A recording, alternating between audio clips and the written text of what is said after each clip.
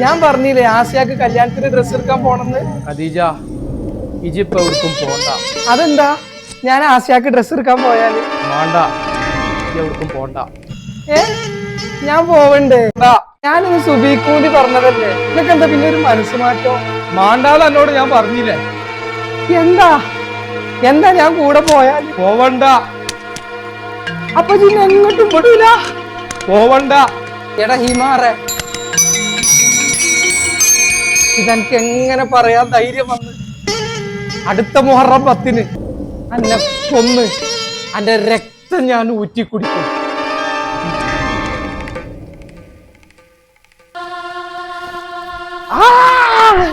Khadija